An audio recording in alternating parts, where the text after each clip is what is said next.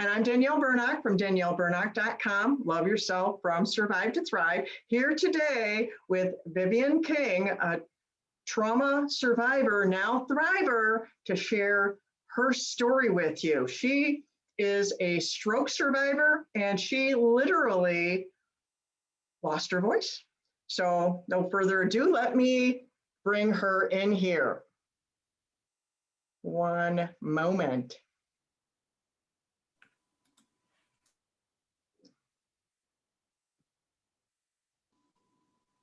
Hi, Vivian. Had a little glitch with our technology. I had a black screen with your name on it instead of it showing me. So I don't know how Zoom did that or Facebook did that or whatever it was, but yay!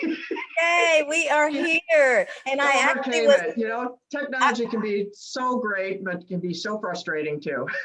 it can, and no matter how much you use it, it seems. And I was on Facebook and shared you to my page. So hopefully we have other people watching as well as we do this live.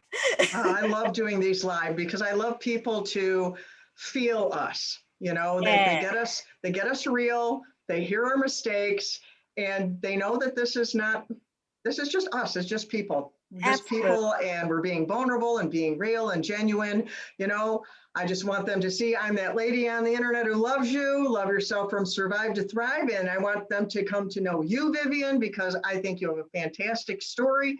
And I want to tell the people who are listening how Vivian and I met. We met through a group called Igniting Souls, led by Carrie Oberbrunner. And he has a bunch of different programs in his format that he does, but one is getting people's stories out there in various different ways. And it's so important for our stories to be told, right, Vivian? That's why I want to have you on here. Your story needs to be told. Right. And your story needs to be told. And really, we all have stories that need to be told. And even if somebody has a similar story, somebody needs to hear your story because Right. your voice is the thing that connects with them. So don't be shy. You know, I help people find and share their voice as well. And so I'm like, don't be shy, because if you have a story to tell, to me, God put it there, and he put it there for other people to learn from, for you to learn and for other people to learn from it too. Right, right. For you to learn from. That's a big thing I tell people to heal of their trauma, to write it out, you know, write it. Even if you never want to publish it, write it in a journal or something, because you'll grow. Absolutely. That's a real big thing. So just to encourage you, whoever's listening, if you have a story to tell, we encourage you to do that. We can hook you up with great resources, or you can do it whatever way serves you. This isn't a commercial for that. We're just very excited with how we were able to do the things that we are able to do. And so I want to just let the people know that Vivian, she had a stroke that literally left her speechless. And she was only 49 years old when this took place. And so before we get into what exactly happened, Vivian, tell our listeners, what was your life like before you had this stroke? Well, I am someone who loves life. And so in my book, I tell you, I've always wanted to have fun, look good, and make a difference while doing it. So all of those things are just my goals in life, right? And so I'm a former journalist. I worked in television for many years, left television and ended up working for a grocery chain as their director of public affairs, handling media and community relations, and then got the attention of the largest healthcare system in Wisconsin, and they wanted me to be their vice president of community relations, and I went to do that. It was a whole new thing. And then I had my stroke.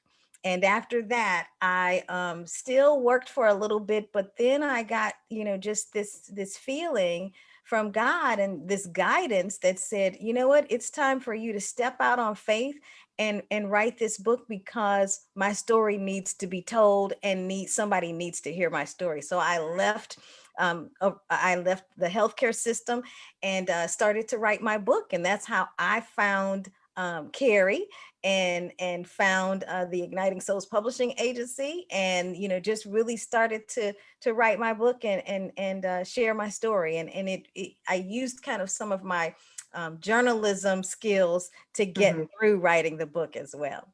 Oh, right. So tell us a little bit about when you had your stroke. Where were you, and what was going on? How did that take place? So it happened on October 25th, 2013. And so I call that kind of like my rebirth, if you will, because I woke up that morning. I felt fine. It was a Friday. I felt fine, but I had had a busy week, and Friday mornings to head out to a breakfast that I was invited to at 7:30 in the morning did not feel that appealing to me. And I thought, oh, I really don't feel like going to this breakfast. But then I said, no, my friend invited me weeks ago. And at that time, with my job at the healthcare system, my department filled tables and did sponsorships. And so I knew what it was like when people canceled at the last minute and you really want Right. to have a full table. So I said, I don't want to be that person. So let me go ahead and get up and get dressed and go to this breakfast. So I jumped in the shower, got dressed, headed out of the door. Um, did not put my makeup on, but if anybody knows TV people, we will, sometimes do that on the way to our destinations, etc. Not while we're driving at stop signs and stop lights. So we're not, putting anybody in danger, but we may do that. And so even if I didn't finish on the way, then once I get to my destination, I'll finish it up really quickly and go into wherever I'm supposed to be. Well, I did not do that. I got to my destination, which is why I think my episode really started while I was driving, and we can Ooh, put a pin in that. But I was able to get to the hotel, parked, and did not even think about putting my makeup on. And if TV people, we're not really going to go in public without our makeup, and at that time I was full, like, no, I would never do that. But I didn't do it. So I walked in. I told them I was cognizant enough clearly to finish driving, to walk in. I told mhm. them who, invited me. They were escorting me to the table. People were saying hi. I thought I was returning the greeting like I normally do. And I got to the table, and people at the table were like, "Are you feeling okay?" And I said, "Yes," right? And they said, maybe you need something to eat. So they had food stations around. And so someone went to get me a plate. I took one bite of sausage, and that's the last thing I clearly remember for 10 days. I Wow. literally collapsed in the Girl Scouts breakfast. I suffered a seizure. They called 911. 911 came, rushed me to the nearest hospital, which ironically was where my office was on that particular campus. Um, Wow. I was there for about an hour, and then they rushed me to our hospital that specializes in stroke care. And I was in neurological ICU for 10 days and in the hospital for a total of 32 days. Wow. And so that's why for 10 days, and I say this in the book, I was in and out, and I don't remember that. And so when I decided to write the book, I wrote the first chapter on the 5-year anniversary of the stroke, right? I wrote Okay. that first chapter from my point of view. And then I thought, well, I don't know what else happened. I need to interview the people around me. And so that's what Yeah. I had to do, go back to my journalism skills and interview the people around me. And really, by interviewing them, I was able to fill in the gaps, because what one knew, somebody else knew something different, some overlapped. And so it was really cathartic for me, but Yeah. really a good way of just filling in the gaps and finding out what really happened to me. It took this book for me to really find out what happened that day and beyond. Wow. Well, you have said that like your book is when the words suddenly stopped. When you were in the hospital for those 10 days or all 32 days, how much of that time could you not speak? So I could not speak for about 3.5 weeks. Now, when I first went in, they were asking me questions, and that's what they do, kind of like stroke protocol, asking you questions, just like normal things that you should know. And so I was answering them in the beginning, and then my brain though started swelling. And Ooh. so it was, impacting, of course, various parts of, your thought process Oh and yeah. function. Right, right. And so that's why they had to rush me to the stroke care hospital. And and so they were like, they just kept asking you, kept asking me questions. And then I got to a point where I could not speak. And so they had a neurosurgeon on standby just in case they had to, do operate on my brain. Thank God Wow. that didn't happen.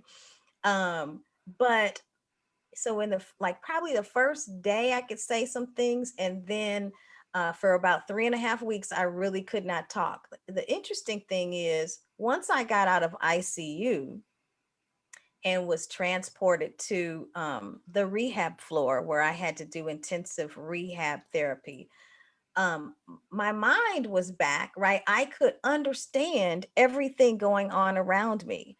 um but I just couldn't speak because what Wow. happened, I had a blood clot on the left side of my brain over the part that manages your speech. It Wow. bled out, killing all those brain cells. And so that's why I couldn't talk. It's called aphasia. And aphasia, it really is a condition that impacts your communication system. So, and it impacts people differently. So for me, I couldn't speak. Some people probably can speak, but maybe their speech is slurred or something like that. Others can't write. Others, it just shows up in different forms. And so for me, because all of those brain cells were gone, I could not speak. And so that's why I had to do like intensive speech therapy, so that I could relearn what I was, what I already, previously knew. And so it takes time. What they told me, the doctor said, it takes time for, the brain is such a magnificent organ, right? Right. The rest of the brain is like, hey, oh, this part over here needs our help. And so it took about 3.5 weeks for those other cells to come over and say, oh, let's go help the speech area.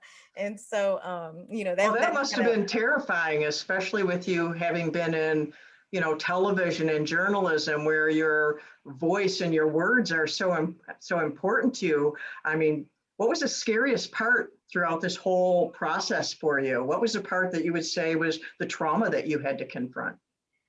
yeah, I'll tell you that, to me, God works in mysterious ways. And not only did he, and then I think in my life, I am not, things aren't revealed until it's time, till I know I can handle them, right?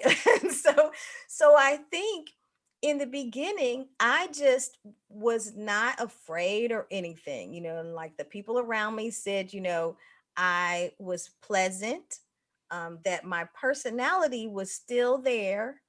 Um, and so I didn't even remember that I had been a journalist. I wasn't Oh, even wow. thinking about it in the beginning. I wasn't even, so probably those first 10 days, probably first 2 weeks. I didn't even remember that I was, that I worked at this hospital. And so, I just knew people were there helping me. So then, as my brain started to come back, that is when I recognized that I still didn't know I had a stroke. That is when I recognized that something was wrong because I remember clearly, and I write about this in the book. My occupational therapist came in, and this was the first time she wheeled me, because my right side was limp and a little weak. And so, kind of when you're noticing the signs of a stroke, kind of arm weakness is one of those things. And so my right side was kind of weak. So they would transport me in a wheelchair. So she took me to this shower stall and, got me cleaned up, and then brought me back to my room and said, okay, Vivian, go in and brush your teeth. So I go into my little bathroom, and I start brushing my teeth. This was the first time I had done it. I know this sounds kind of gross, but it was the first time that I had done this, since I had been in the hospital, right? No, Because it doesn't sound gross. It sounds like a triumph. yeah, That you're that's doing this. You true. hadn't done this in a long time, and look what you're doing. You're overcoming right That's there. true. That's true. That is a great way to look at it. So I'm doing it, but then I get to the end and I didn't know what to do. So I am looking at the face bowl, and the therapist says, Vivian, you have to spit it out. Spit it out. And I thought, oh, I probably should know that. And so I just spit it out, and I just felt so inadequate at that time because I Oh, thought wow. I should know that I have to spit the contents of my saliva and toothpaste into this face bowl. And so that was one of the days that I was just like, wow, I hope that I can come back from this. Wow. Yeah. That sounds scary, and like shame shows up somehow in that place. And shame is awful, awful. It is. It totally is. So how did you take ownership to heal and thrive and do what you do now? I mean, that was how many, was it a number of years ago? I Right? didn't do the math. It's been a while, but Yep. clearly you are fine, and you've written this book. And how did you own your life back, reclaim your life back, or how you put it, trauma to victory, trauma to Trauma triumph? to That's what you said, triumph. trauma to triumph. Trauma to triumph. How did you make that journey from trauma to triumph? How did you own your thriving back? So in writing the book, I realized that I needed and had the three P's. I had a posse around me. I showed persistence through my healing. And then I prayed, my posse prayed, and then friends that, I just didn't even know prayed for me.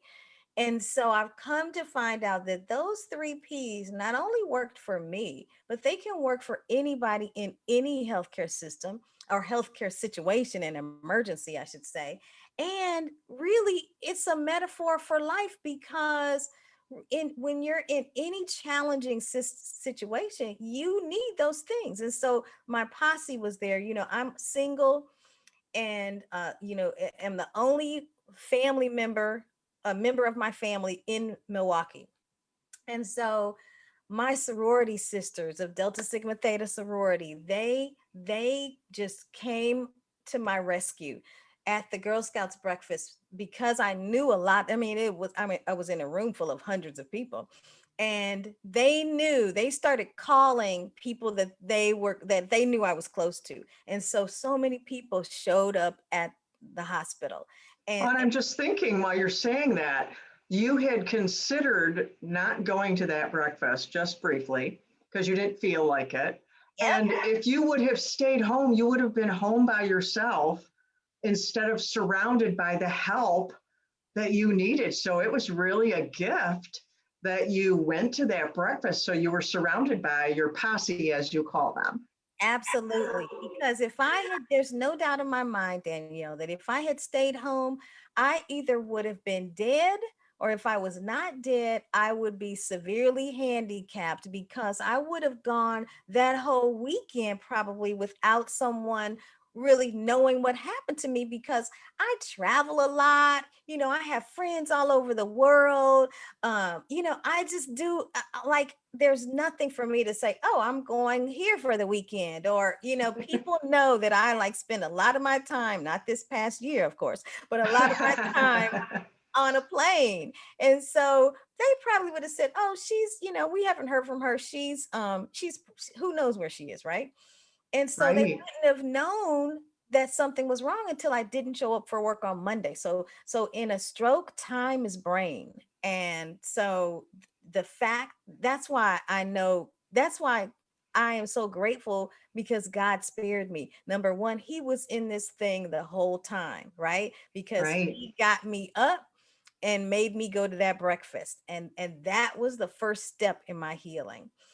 And so then once you get past the posse, which is still around, then persistence, going through the therapy that I had to go through.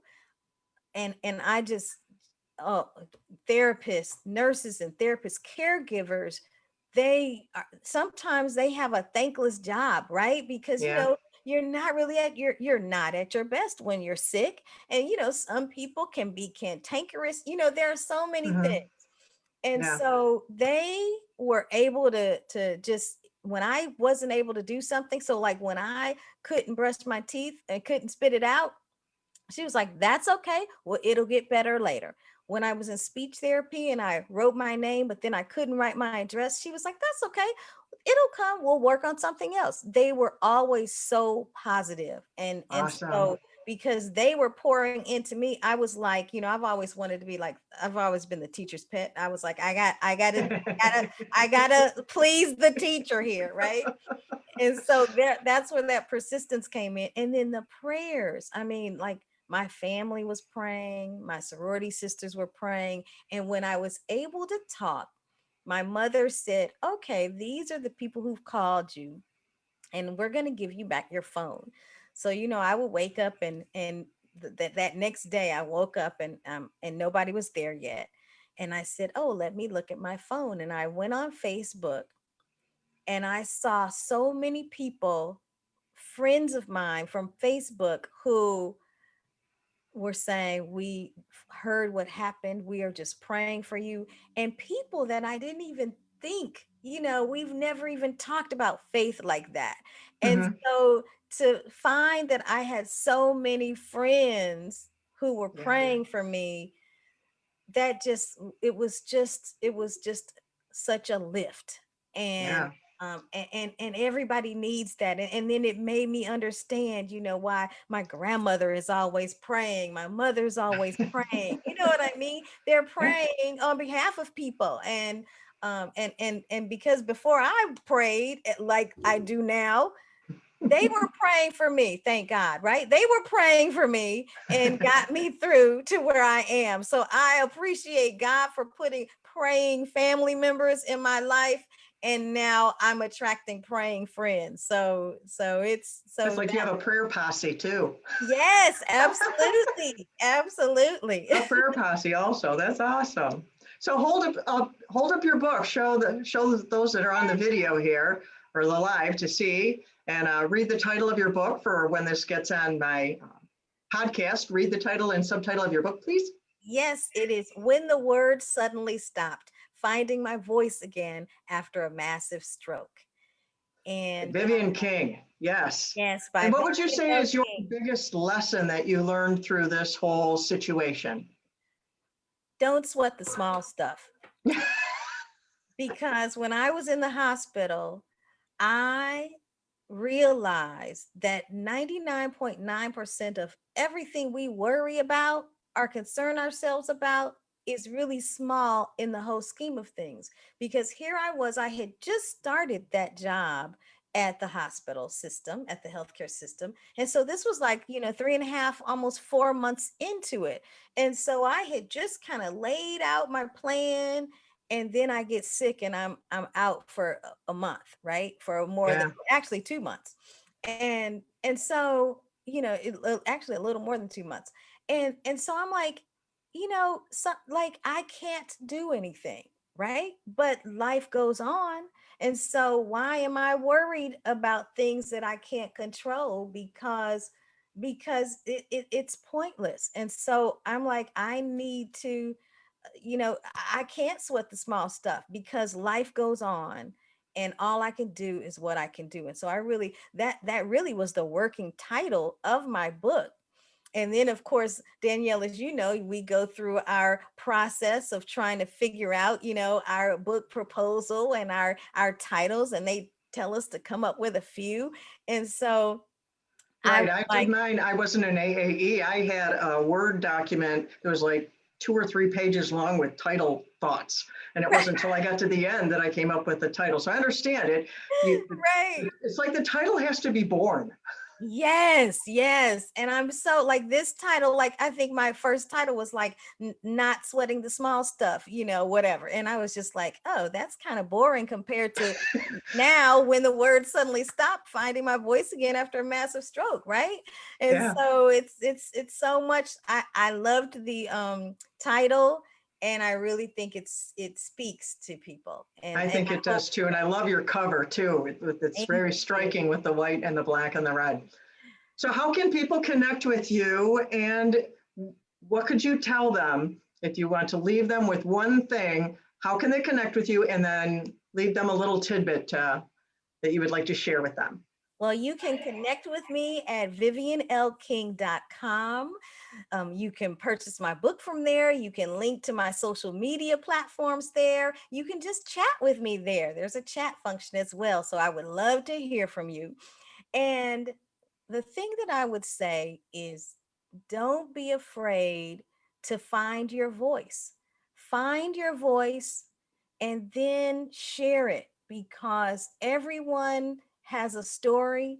We're on this earth for a reason, and Mhm. it's not to be, bundled up by ourselves. We are community, and community needs to hear from us. And as a communications expert, you know, it's like we need to communicate. I try to over communicate, because when you think about it, when we have issues, it's because communication isn't there. We're not open to communication. We're not talking to each other. And so we need to find and share our voice so that we can all be a better world.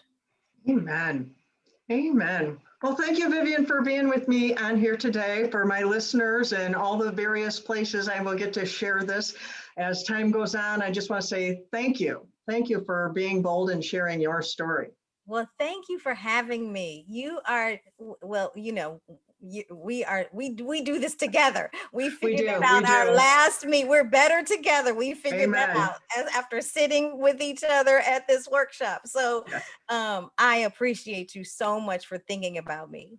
Oh, I appreciate you for being here. And so I'll talk to you again in a moment while I dismiss the people. All right. Thank you. Thank you for loving me, Danielle. Oh, I love you. And so thank you everyone for being with us today. Those who are live, you got to hear us live. Those who are watching us after the fact, thank you for spending your time listening to us and hearing what we have to say, and for just loving us with your attention, because we love you. That's why we show up. That's why Vivian wanted to share her story. That's why I am here all the time telling you I love you. Danielle Burnock from danielleburnock.com. Love yourself from Survive to Thrive. That lady on the internet who loves you. And I will not stop saying that, because we need to know we are loved and that we matter. And so until next time, I love you.